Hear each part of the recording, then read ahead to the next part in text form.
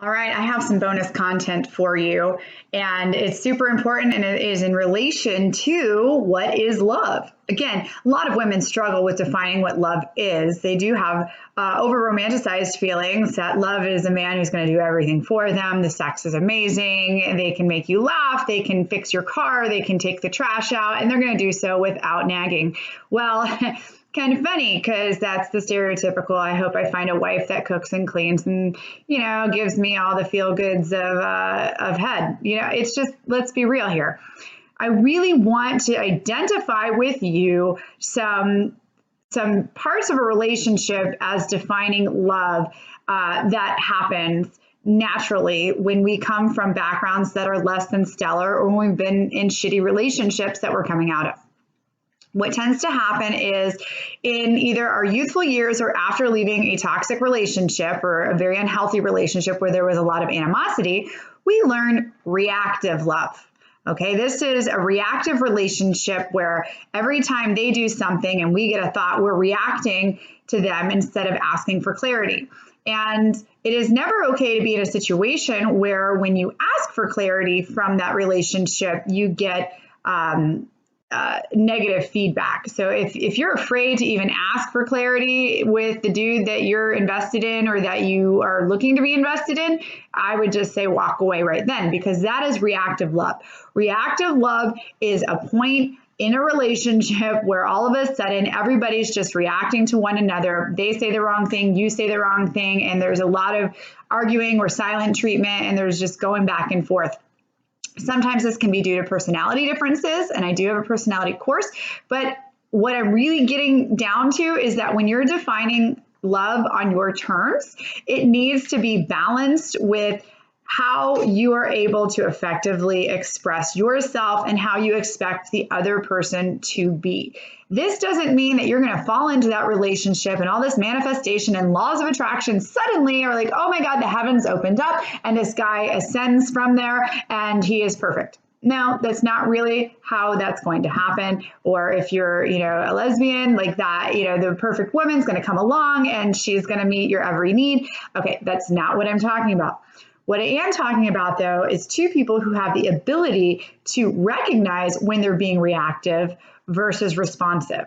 Meaning, hey, I didn't mean something that way. Let's take a step back. Because I'm invested in you and because I'm emotionally connected to you and because I see your value and where this could be headed because you meet my qualifications and my standards and my ideas of what I'm looking for, let's see if we can iron this out. That's a very different take than, well, what did you mean by this? And you said this, so I did that.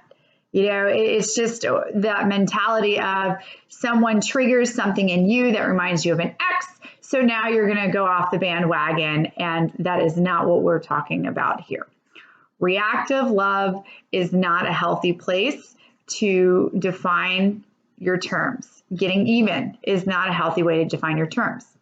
Now, responsive love, on the other hand, is very impactful because responsive love allows you the opportunity to understand the other person and also to start understanding yourself better. Sometimes you do this inward reflection and go, okay, did I miss something? Let me take a step back. Let me get clarity. Responsive love takes two people, though. It's not really just one person doing all the work. The reason I say this is because often women will take the terms from the Bible and adapt them to what is love. As far as, let me define this, as far as love is self-sacrificing. Okay, we have our spiritual beliefs, we have our backgrounds. However, it is my position as a coach and as I feel my purpose in life to help you understand that your purpose does not include someone else telling you who you're supposed to be. That is up to you. So if you meet someone and you're on your path and your purpose and you're doing amazing things, and then that person says, no, I have a different plan for you.